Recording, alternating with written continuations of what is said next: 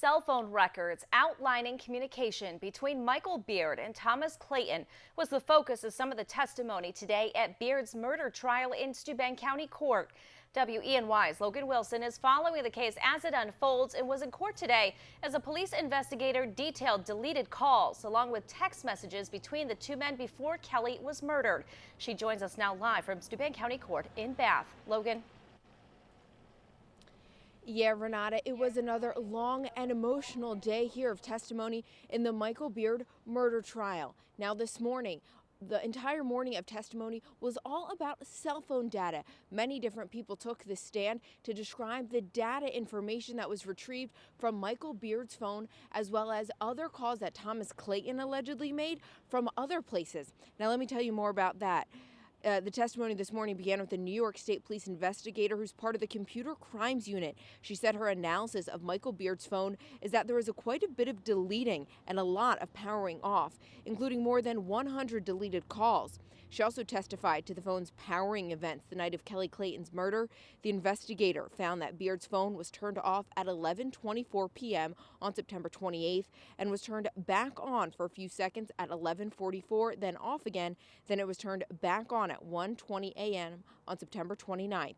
She also testified to an exchange of text messages shared between Beard and Clayton the days before Kelly's death.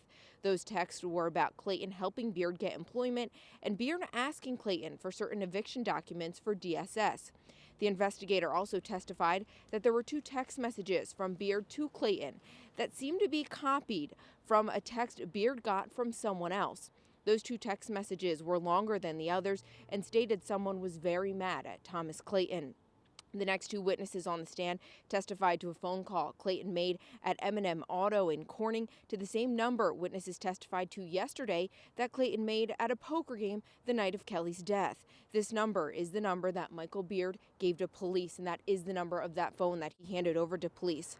Also, an AT&T manager testified to confirm even more data from these calls. Now, coming up at 6 o'clock, it was an emotional afternoon in court today as a New York State police investigator wrote a letter that Michael Beard signed documenting his admittance to this crime, saying that he killed Kelly Clayton and that Thomas Clayton paid him to do that. We'll have that story for you at 6, so stay with us. But for now, reporting live from the Steuben County Courthouse, Logan Wilson, WENY News. Good evening. I'm Renata Steele. Thanks for joining us for WENY News at 6. Another full day of testimony in the Michael Beard murder trial in Steuben County Court this afternoon. Today, investigators discuss Beard's confession to police.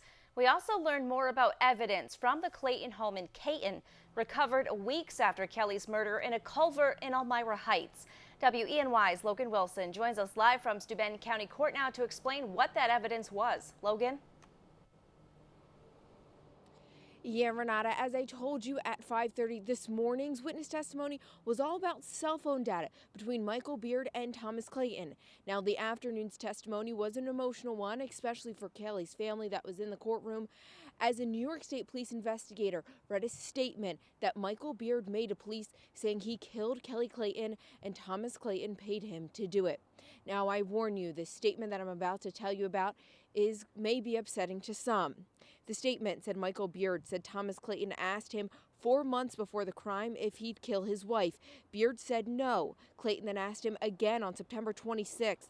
Beard said Clayton offered to pay him $10,000 and threatened him if he didn't accept. Beard said the plan was to go into the house, knock out Kelly, and then set the house on fire. Clayton even told him where the key was to the house and where the sledgehammer was for Beard to use as a weapon, and where gas cans were to set the house on fire. It even said Clayton left him a red truck on Macaulay Street to get to the house. Beard said he went to the Clayton home, got the murder weapon where Clayton told him it was, went to Kelly's bedroom, and hit her in the head as she was walking out. He said he then ran, and Kelly chased after him. She fell down the stairs, and then Beard said he scuffled with her into the kitchen, where he hit her until she was dead.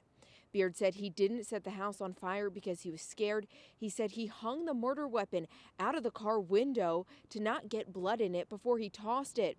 Beard signed this statement and then was charged with murder moments after. Also, the investigator today read a note and also testified that on October 14th, Beard told him more information. Now, this information that Beard told police in the Steuben County Jail was where he threw his clothes in a swamp off Grand Central Avenue in Elmira. He also told them where he threw the house keys to the Clayton home, which is in a creek off 14th Street in Elmira Heights. Now, today the defense didn't cross-examine many witnesses again, but when they did, they questioned them on the validity of that statement and the different protocol that state police investigators make when they do interview suspects or not even suspects, just to get any information in certain cases. Now, on the stand tomorrow will be more New York State police investigators who found the weapon and other evidence in relation to this case, and we'll bring you that testimony tomorrow. And as always, for the latest updates on this case, you can follow me on Twitter. But for now, reporting live from the Steuben County Courthouse, Logan Wilson, WENY News.